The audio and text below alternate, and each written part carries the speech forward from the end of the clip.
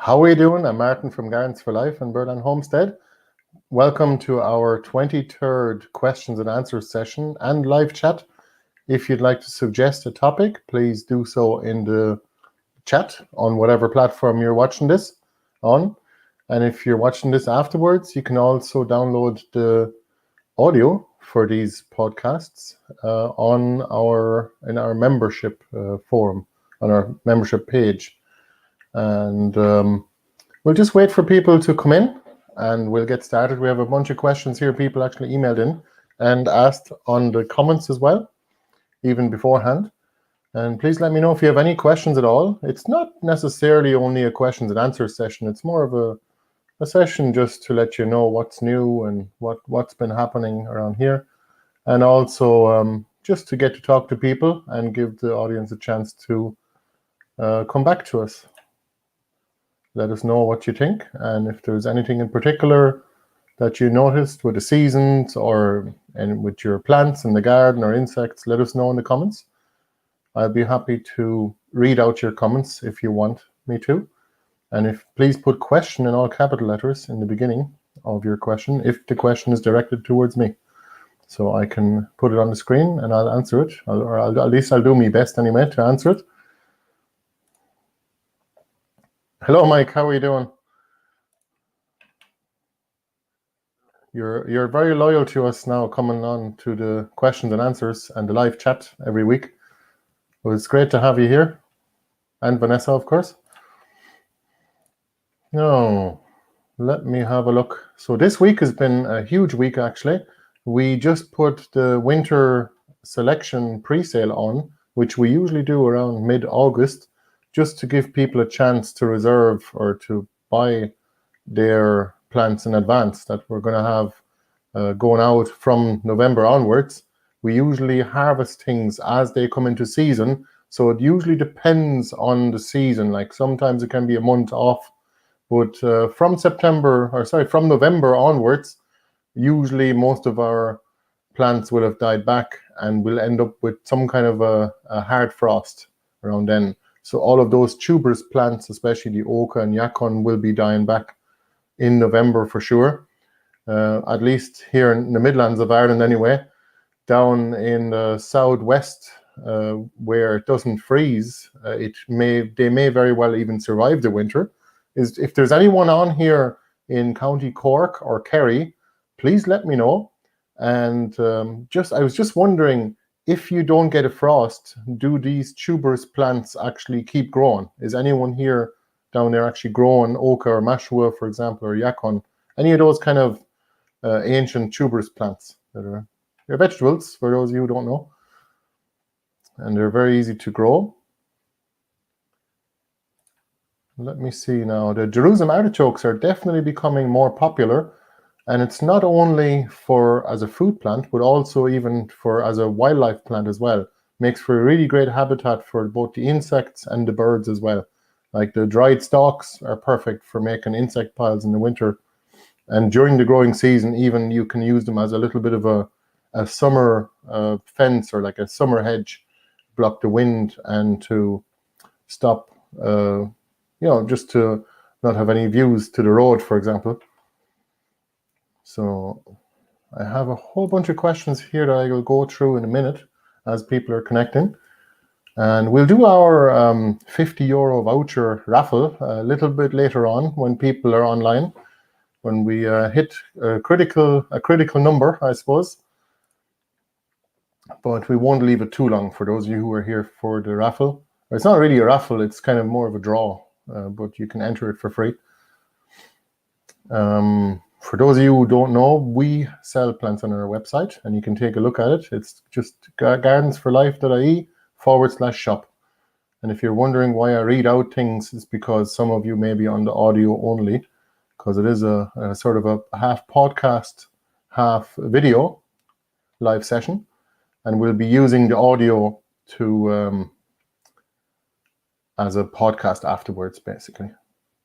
And yeah, so our winter selection is on there now, and we also have our alliums now. We've harvested the elephant garlic and the orphrey, and those have actually now gone to the point where they're actually grown again. So all the ones that I left in the ground, all the garlic and all the perennial onions, like the potato onion, even the Egyptian onions, they're all rooting now.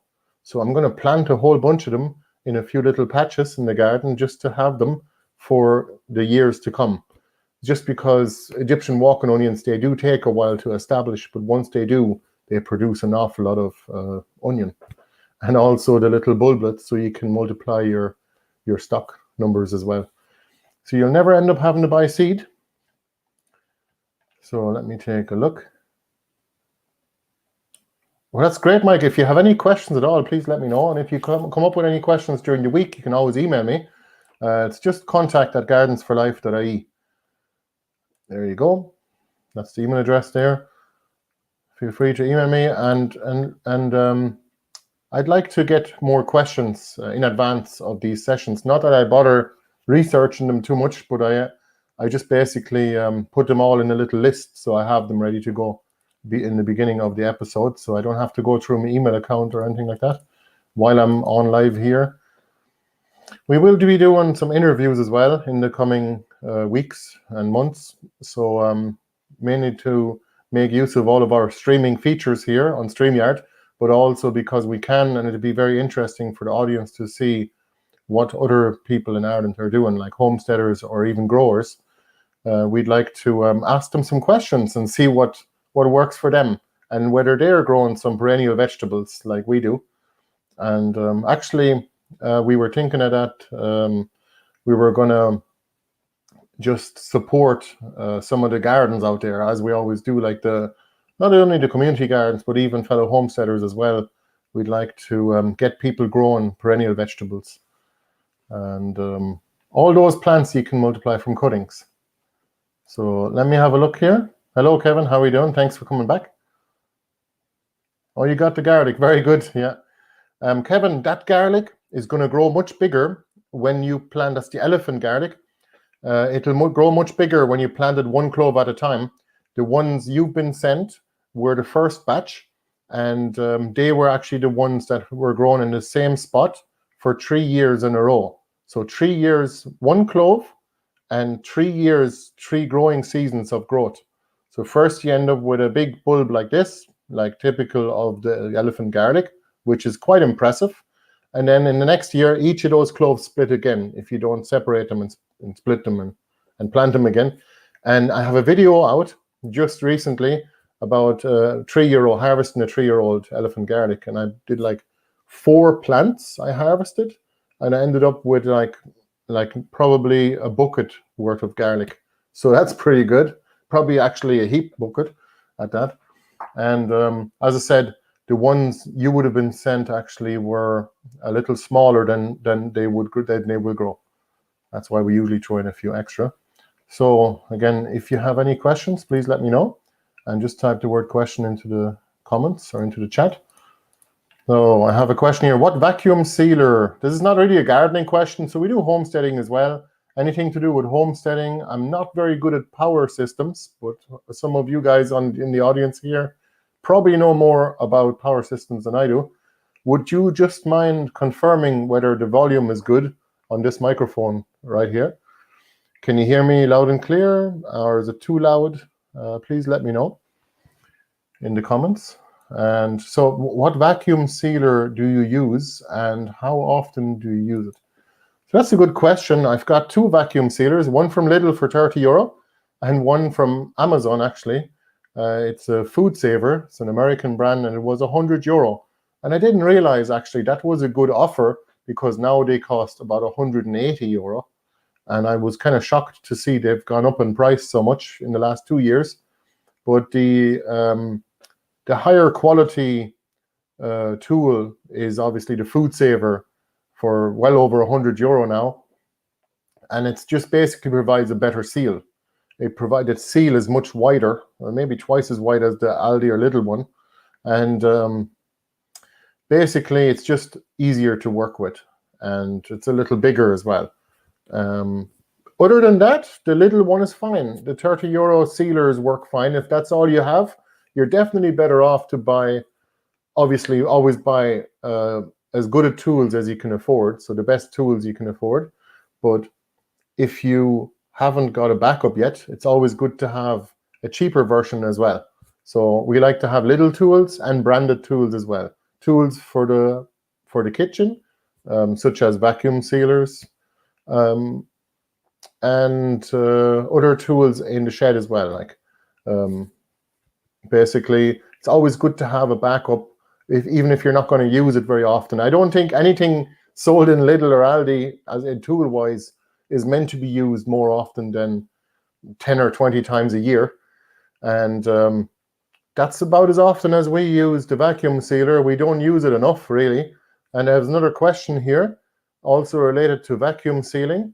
When vacuum sealing a bag of rice, do you take the rice out of the bag, or do you leave it in it and open it up so that the air gets sucked out? That's a very good question. Actually, it's kind of pointless. It's kind of pointless even vacuum sealing rice, because it only adds 1 extra year onto it. Same as beans. If you don't bother vacuum sealing them, or with white rice, it'll last for 3 years. You can add on 1 year, so it'll last for 4 years instead, if you vacuum seal it. But if you put it into a mylar bag with an oxygen absorber, it'll last for over 20 years. And I haven't done that much, actually, I must admit. I must do a bit more of it just to learn more about it, and I'll make a video about it then. How about that? Definitely remove the rice from the bag. In general, I wouldn't even bother vacuum sealing rice, but if you want to, you can, especially if the rice is not in a plastic bag. If there's moisture going to get into it, you could vacuum seal it, and why not if you have plenty of bags. And if you like to do that type of thing, I just wouldn't bother, because it doesn't make much of a difference unless you add the oxygen absorber, of course. Again, buy the higher quality bags for the vacuum sealer. It'll last an awful lot longer. The seal actually lasts longer. And I found that a lot of the cheaper bags, even the good bags, sometimes lose their seal as well. So I would remove the rice if I was vacuum sealing it. I would remove it from its original bag and then put it into the vacuum seal bag. And the only trouble is you have to write the date on it then at that point, and all the rest, and what it is, I guess. Well, you can tell by looking at it. But again, really, there is no point. I mean, vacuum sealing can be handy for many things, dried foods mainly, or even tea, for example, like herbal teas, maybe even tea that you grow and dry in your own gardens. I'm actually about to put out a video soon of drying comfrey, and I have put out a video on harvesting the leaves and drying them, but those are dry now. That was 10 days ago, and I'm going to make a video on them being finished. I'm probably going to vacuum seal them as well, just to make them smaller to store, but also to make them last longer. The less moisture, the better, but also the less oxygen eaten away at it is good too. I think the oxygen basically just fuels the bacteria. Anyway, a lot about vacuum sealing now. For those of you interested in food storage, please ask questions, but we'll try and keep the topics fairly diverse. Excuse me for a moment. I have to drink water. Oh, Jez, you go awful dry talking and talking. So let me see here. There's a question here from Mike. What is the minimum time you'd leave a mushroom compost pile before you would use it either in the ground or in pots? Well, I would suggest leaving it for 2 months during the summer, or at least 3 or 4 months during the winter, because it takes time to break down. And if you leave it in a big pile, in its original pile, when it gets dumped out, it will actually break down much quicker. It'll heat up more, and the bacteria will break down the compost a lot quicker and raise the acidity of it. So in the beginning, mushroom compost is very acidic, and it steams and smells. But after a few months, minimum two months, I would say, to use it in the garden. But in pots, probably a bit longer. I'd say twice as long, just to make sure it's broken down enough, because it'll settle a lot. Like your compost will basically be only about half the size, maybe 60% the size after it has broken down a bit. But it's quick in the summer. We got some compost delivered there 2 months ago, and it's already ready to go. So we're going to start using it, and we're going to make a little workshop out of it. Actually, Hannah Mole from the permaculture in Strokestown, they actually are coming to do a workshop here, and we'll be using our new mushroom compost for that workshop. But again, the longer the better. Just get more mushroom compost, or get more compost in general delivered than you need or than you think you need, and you'll use it eventually. It's never going to be a loss, and unless it's covered in weeds afterwards. But I always think, you know what, nature knows best, and nature is perfect, in the words of Sepp Holzer in the Alps. It does help the soil life actually diversify more, and it drives it on by having just any kind of plants on top. Of course, it's an awful nuisance having to clean up weeds and grasses, but if you just tarp it, it'll be fine. Or even if your compost pile is already overgrown, which happened to us this year and last year, all of a sudden it just happens. You just look away for a couple of months, and then there you go. In late summer, you get all the weed seeds flying around and landing on your compost pile, and it starts small. But if you don't address it straight away, you might just tarp it, unless it's basically between probably late September until May. I wouldn't bother tarping any piles. It's better for the rain to actually penetrate that compost, and it keeps it moist and good for the worms as well. So let me see here. I'll take another question from the notes here. Will you be doing any scarecrow workshops in the future? The crows are pecking my mulch paths to bits. Yeah, so I've had the opposite problem. I've had blackbirds actually figuring out that the no-dig garden has loads of worms in it, and they're just pegging all the bits of compost onto the wood chip paths, which were lovely and clean until they mixed them all up. So I basically come along and scrape it away a little bit again, and eventually they ease off anyway. We'll just keep putting a bit of fresh wood chip on top of the paths, and that'll be okay. But with crows, geez, what can you do about crows? Have you got any dogs? Because our dogs would keep a crow away. If the crows come and peg the garden, or if they go scratching the garden, of course, you might not be able to keep the dogs out there all the time, but even if the dogs have a presence, that keeps away, it keeps down the bird pressure, so to speak, and the rodent pressure too. Our dogs actually do go around, one of our dogs anyway, goes around looking for rodents all the time. And definitely, she'd keep away crows, all right. But it's an awful nuisance, all right. It's actually kind of been the number one pest, so to speak, in the garden. It's actually not really a pest. It's just a nuisance having the birds actually mix your garden bed, the compost on your garden beds with your wood chips on the path.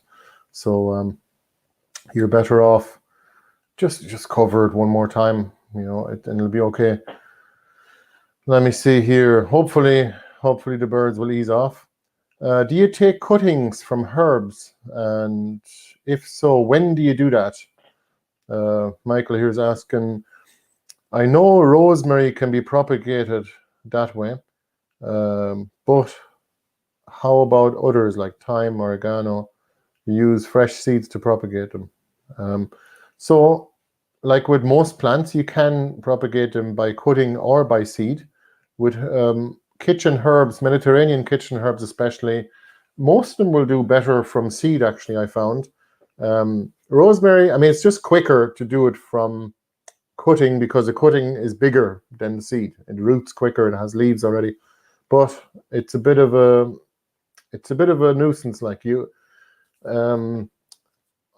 oregano, for example, or thyme, I start from seed every year, just because I like to plant new plants out. Thyme actually has not been very perennial for us. Oregano so far, very perennial, very good, very reliable. Lovage, very good. All those kind of herbs as well. Rosemary sometimes dies off on us, so we'll have to keep starting more plants. I don't like to have to replace plants all the time, though. I just basically grow something else, whatever grows well, and whatever doesn't mind our climate here. Not too bad for droughts this year now. We had a bit of a drought there for about 4 weeks. We had very little rain or no rain. But in general, yeah, most of the herbs, I'd grow any of the herbs from seed, except for mint, which is better grown from the rhizome or the root, or the rosemary is easy enough to grow from cuttings. But it's very reliable like that, but it takes an awful long time. Rosemary takes like a year to grow. A year just to get a small little plant, basically. So let me see here. What's your favorite herb and why? Like, what do you mean, like medicinal herb or culinary herb? I guess medicinal herb, probably great mullein because it's multifunctional. You can use a leaf as a tea for the lungs. It's an expectorant. It clears your lungs. Helps to get rid of that mucilage. And it also, the flowers are great for making an oil for the ear. If you have an ache, it works really well like that.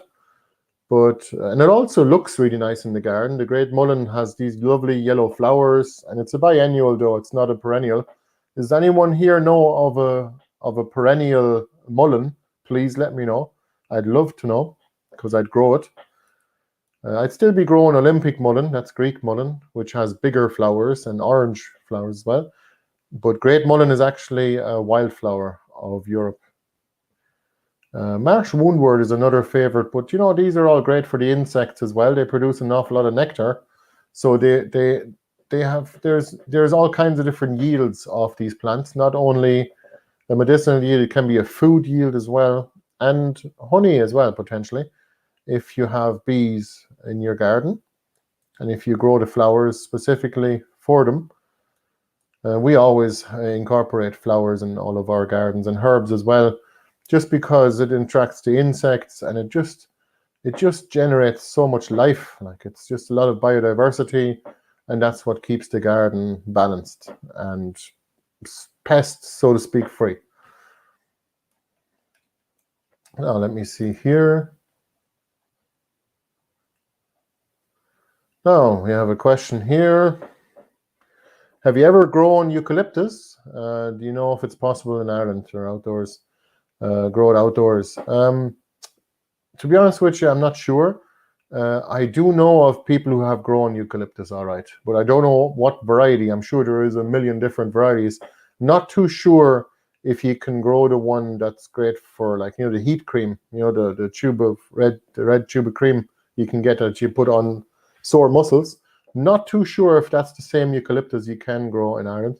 But I did see some growing in Kerry as well, in a park, and there's probably no frost down there though. So I'm not sure how frost hardy it is, but it's worth looking it up on a website called pfaf.org. So that's Plants for a Future, pfaf.org.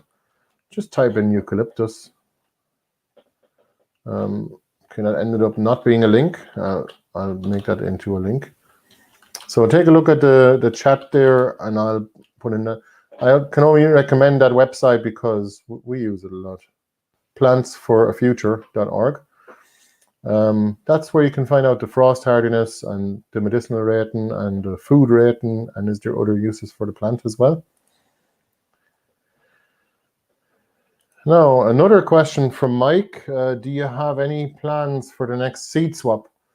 Well, there's not much of a point in having a seed swap, I guess, until spring. That's when most of them would be hosted. But it could be a good idea to have one in the fall anyway, because that's when people save their seeds, and that's when the seeds are fairly fresh as well. A lot of seed saving is done in late summer, especially off of flowers and fruits, of course. Actually, what's the point in waiting? We might as well host one, but we also want to host a harvest festival as well. We might just combine it into a seed and plant and harvest festival, like a seed and plant swap and harvest festival, where people can bring in their things that they grow in the garden and just swap it.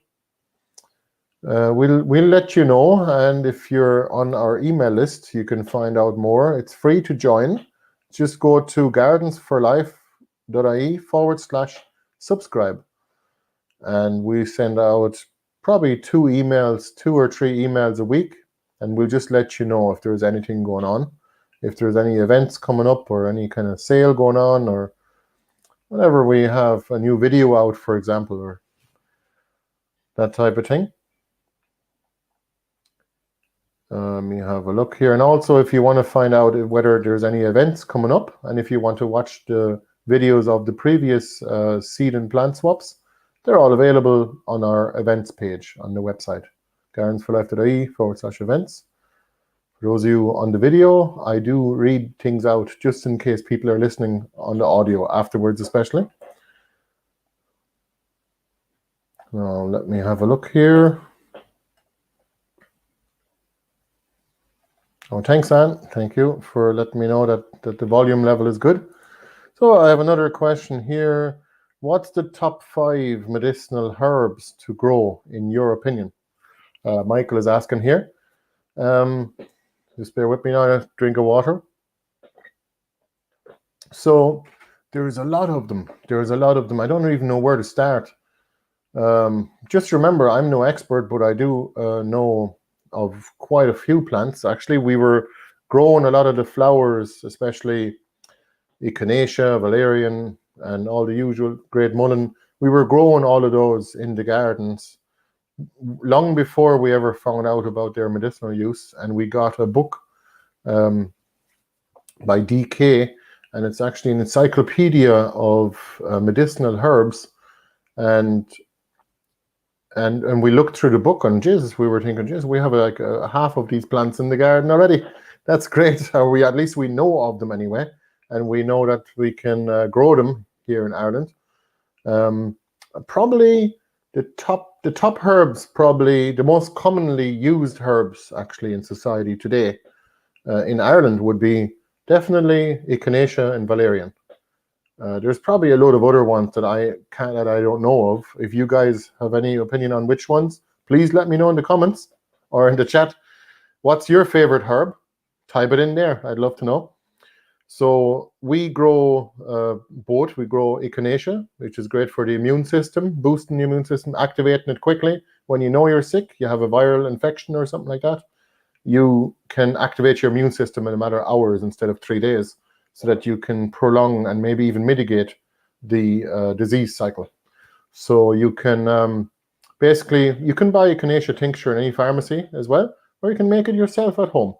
We will make a video on tinctures actually at some point soon in September or October, when we get down to the homesteading part of the year. We usually in August, we're still busy propagating plants as well. So the other plants I would recommend would be, even kitchen herbs are great. Thyme is a really good one, great for the lungs and the immune system. Is antibacterial, antiviral. I'm not sure about that, but oregano as well, rosemary, they're all really good for you, and they're actually common kitchen herbs, and you can grow those yourself in the garden. But flowering herbs, they actually all flower, and they all attract beneficial insects as well. So feeding the insect is one thing a herb can do, and you can get a yield off it too, in the form of either flowers or even leaves, I suppose, even for culinary uses in the kitchen to make your food nicer, or soups. Like lovage, for example, has lots of health benefits, which I don't know of, but I know it's really nice in soups. So lovage is perfect for adding to a stew in the wintertime, or any kind of soup. The great mullein, of course, is the favorite, because even though it's the only one that's not perennial, the great mullein, again, the leaves are great for making a tea for the lungs, and the flowers are great for making an oil for the ear. So it has multiple uses, and it looks nice in the garden too. It's easy to grow from seed, and when it goes to seed, you just let the stalk dry after it's done flowering, this time of year now, around August, late August, and you can collect the seeds whenever, on a dry day, basically, when the stalk has gone completely dry. You can just put it in a bag and shake it around, and you got 100,000 seeds to share with all your friends. And basically naturalize all of these herbs that are almost lost in nature. These are all native wildflowers, and a lot of them anyway. Like the yarrow is another one I would grow. Yarrow is also known as globe flower or soldier's woundwort, as it was known as during Roman times.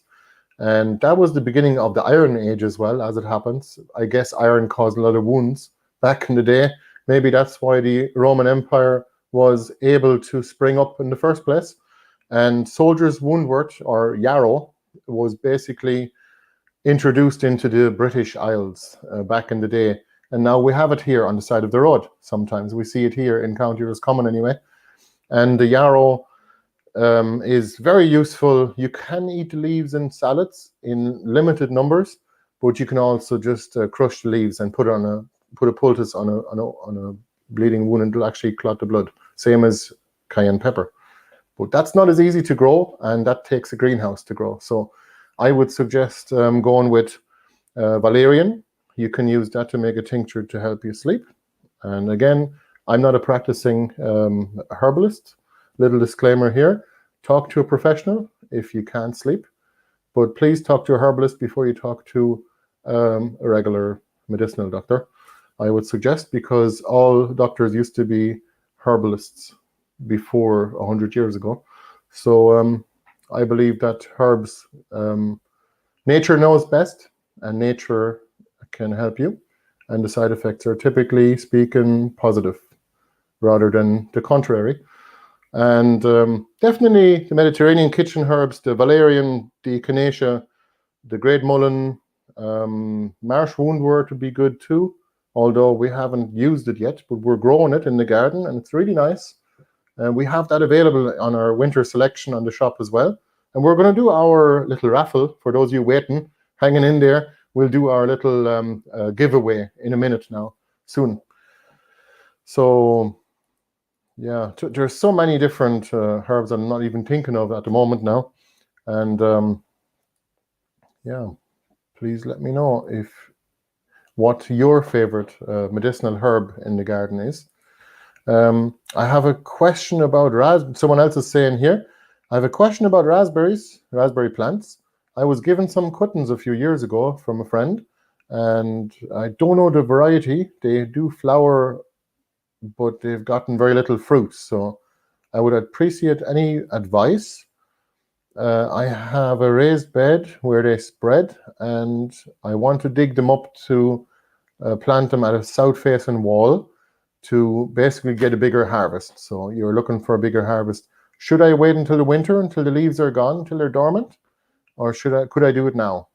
You want to expand your harvest, your raspberry harvest. Please advise. So the first thing, with fruits, anything that produces sugar, flowers, or fruit, you need to have as much sunlight as possible. You don't necessarily need full sun, but full sun will help. It'll make the plant more productive. With raspberries, definitely wait until winter time. You're better off to wait until winter until they're dormant, just because the plants will take all the energy from the leaves back into the root zone and store it there and expand its roots as well, make them stronger, and it'll not give the plant too much of a shock if you don't transplant it in the middle of the growing season. It'd be like waking you up in the middle of a sleep or something like that. Instead of, I don't know, I can't really explain it. With plants, it's the opposite way of with people or animals, I guess. But definitely any kind of transplanting is best done in the winter time to not shock the plant too much, but also to conserve its energy. And that said, I have done a lot of transplanting lately, bare root in the middle of summer. You can do it with lots of different plants, but raspberry plants, you can do it, but depends on how many you have. Like we have probably 1,000 raspberry plants and many different varieties, so we don't mind transplanting a few. But again, definitely a south-facing wall will help, and I would suggest planting maybe a hardy kiwi or maybe even a fig tree or a grapevine alongside of the wall as well, so that you have something taking the sunlight higher up on the wall. Because it'll, it's all a harvest, and it only costs about a tenner to begin with. It's a good investment. You'll always get something out of it. Raspberries are great because they take very little maintenance other than cutting the stalks out, like the old stalks after it's done fruiting. And with primocanes, you get 2 fruiting cycles the first year and on the same wood again next year.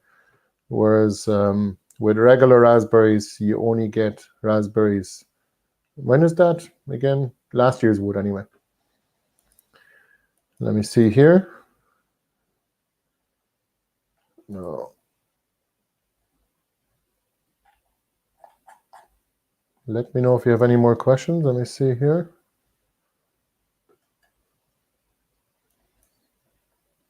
So we have a question by Adrian here. Sorry, I have to sometimes do this because the camera is right in front of my screen, so it's kind of difficult to see. Excuse me, I'm still drinking a little bit of caffeine at the moment. Even though it's this late in the day, I don't like to do that, but we try and take it easy on the coffee now. At what time of the year can I transplant strawberries? And is it too early to propagate raspberries from cane cuttings? I basically explained that, but I've tried to grow root the canes actually after cutting them, the fresh canes, and it's not very successful. You're better off to use the roots. And I assume, Adrian, you're talking about transplanting the root, like digging up the root and each of the canes from the raspberry to transplant it and put it elsewhere to multiply your stock of raspberry canes. I think you should wait until the winter time. With strawberries, you're better off to do it in the springtime, but you can actually. It depends. With strawberries, you have tip layering as well. So what happens is you get the shoots. When they start multiplying, the mother plant makes shoots, and it actually just roots. And wherever it roots, it makes a new plant. So I would just facilitate that. If your strawberry plants are actually trying to make new plants and are trying to spread, basically, I'd facilitate it. I'd put them somewhere where they can do that, or even put pots underneath and let them root into the pots. That works really well to get new strawberry plants. But I found that, generally speaking, last year's strawberry plants won't do too well fruiting. So you kind of need to have fresh plants every year. So it is a little bit of maintenance, and I haven't bothered. I have 14 varieties. I used to have 14 varieties of strawberries, but a lot of them actually didn't do too well on their own. Like, they do grow in wood chips, but they kind of got shaded out by a lot of the other plants as well. And strawberries grown on the ground works fine, but they don't do too well after 2 or 3 years of being planted, because they'll basically grow too densely, and then the fruit will eventually go rotten because of the lack of airflow. So yeah, no, strawberries a little bit different.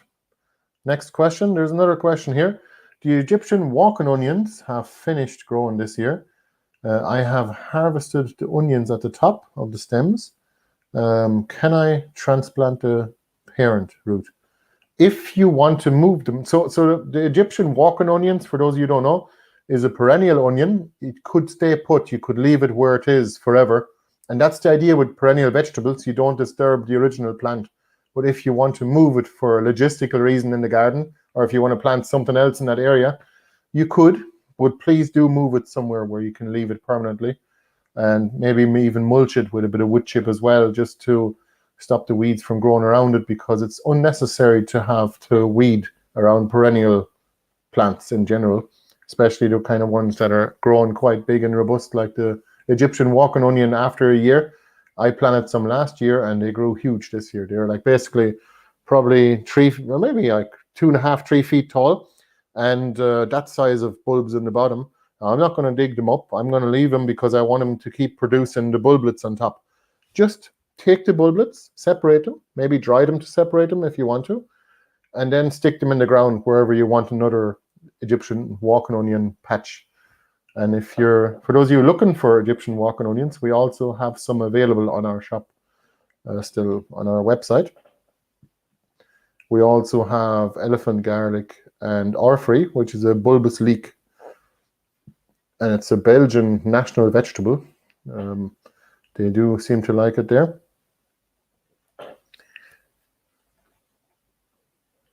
Now let me see here. Elizabeth saying, Hello, Martin. Glad to be here. We're glad to have you here too. Thank you for joining us. Let me have a look here. There's another question. Can all herbs be grown together, or are there any of them that should be planted separately? There isn't really any kind of allelopathic herb, like perennial herbs, like especially herbaceous perennials, plants that grow during the growing season, and the frost basically knocks them back down to the ground, and then they're below the ground level. So you can you can grow any of the herbs together. I don't think there's any trouble. What we usually do is we plant one or two herbs, or even flowering herbs, at the end of every garden bed, just to bring in beneficial insects, to feed good insects and pollinators, so that they hopefully will take care of our crops as well. But look up Toby Hemingway and polycultures. There is a video on YouTube about that. And you can grow different plants that benefit one another together, very close together, so that the root exudates, or the excess nutrient that the plant produces, goes to the soil life, and the soil life makes it available to everybody. So all the other plants around can benefit from other plants' surplus, basically, kind of like a community in people. And that's what we're trying to achieve here. We're trying to build community, and we want to host more events as well to do so. So let me see here. One more question about onions. All of my onions this year produced seed heads. Does this reduce the size of the bulb? Yeah, you have to chop them as the seed stalk emerges. Not sure about regular onions, but I know with all of the perennials, especially garlic, you have to, they call it deadhead. It's an unnecessary word. Basically chop the flower off, or the flowering head, before it even goes to flower or seed, because it's only burning up the energy of the bulb below. That's what it does. It's a biennial. They gather up energy in the first year, and then they go to seed in the second year. That's all of the perennials. So if you want to enter the free draw, here we go. Drum roll, as it's called. If you want to enter the draw, just type the word enter in all capital letters into the chat, and we will pick a winner at random using a random number generator. Actually, there's a website even that can pick the random comment out of YouTube videos and the likes. So this week's winner will receive a €50 voucher for our online shop. So let me take a look here. So just put the word enter in all capital letters. It's free to enter the prize giveaway, so you can win a €50 voucher for our online shop. And online shop, here is the URL for it: gardenforlife.ie/shop. We sell all kinds of different potted plants, herbaceous perennials, perennial vegetables, trees, willow, hybrid willow and poplar cuttings, berry bush cuttings, loads of different stuff. Japanese wineberries. We've got garlic and all of the alliums as well. The whole allium family we're expanding on as well, because they're perennial. You can just grow them, and they take almost no maintenance whatsoever. So please simply enter the word enter into the chat or into the comments. If you're still on the live here, obviously if you're watching this after it's gone live, there's no point in entering because it's over. So let me see here. Our winter selection sale is also on as well. And it's actually, you can get 20% off if you go to our website and take a look at any item that's actually labeled as pre-sale is a winter selection item. So that those will be freshly harvested and posted in November. But you can already reserve your winter items by buying them in advance, so that they don't go, because they do sell out. A lot of them do. The tuberous vegetables and especially the willow cuttings and the poplar cuttings, they've been quite popular. Poplar has been popular. Actually, the willow has been even more so, more popular than the poplar.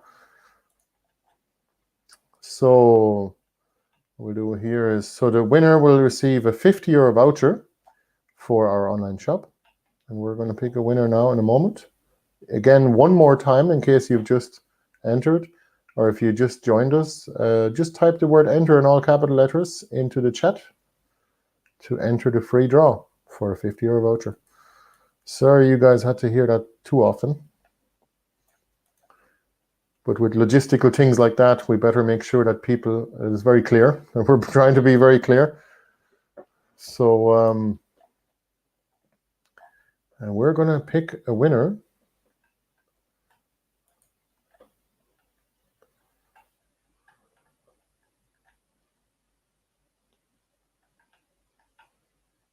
Oh, bear with me for 1 second.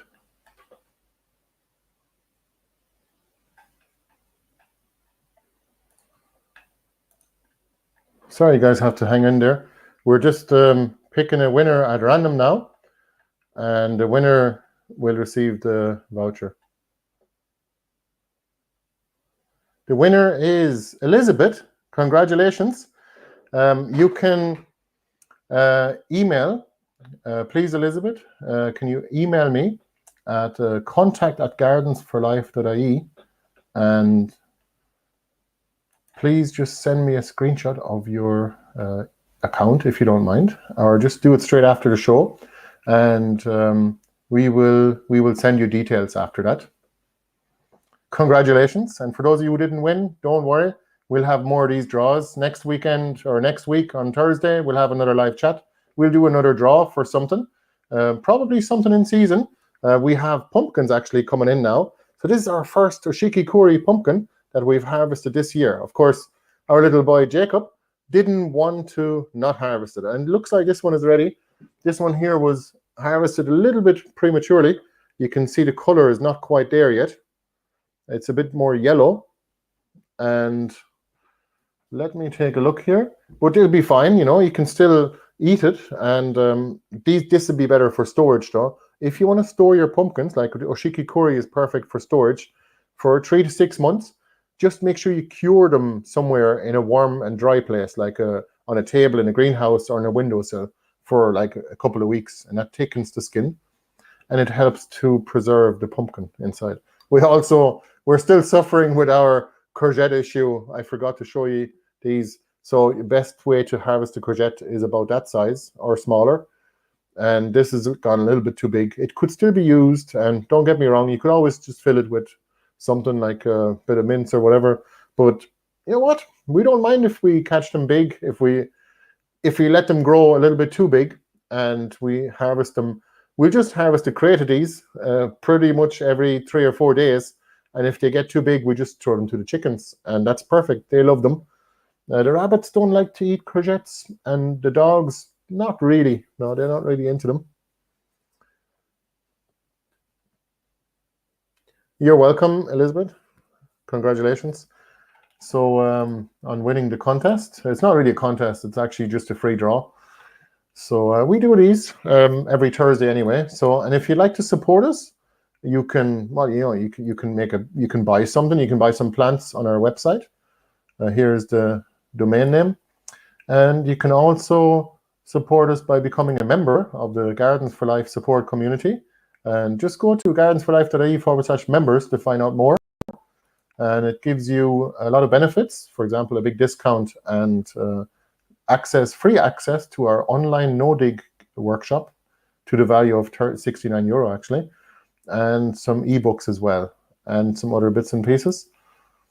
We are also on Patreon under Birdland Homestead, in case you're over on Patreon, if you have already signed up there. So let me see here. I'll just put the link for the online shop. And if you'd like to, into the chat, and if you'd like to get 20% off, we have our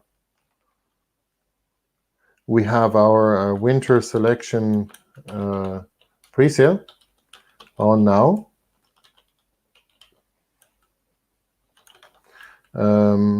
use early bird 24 for 20% off. Thank you guys for your support, and thanks for joining us today. It's been 50 minutes now. I've been very tired today. Went out camping with the young fella a few days ago, and it just destroyed me completely. I had a sore leg for a few days after lying down on an air mattress, and I even doubled them up as well. Air mattresses not what they used to be. Little air mattresses don't do the job, even though I used to. And couldn't really get a good night's sleep there a few days ago, so I'm still kind of trying to catch up now this week. I'm so sorry, the contest has been finished already. The winner has already been picked for those of you still trying to enter. But don't worry, come back next Thursday and try to enter the next contest then. And we will see you next week. Thank you for joining. Bye-bye.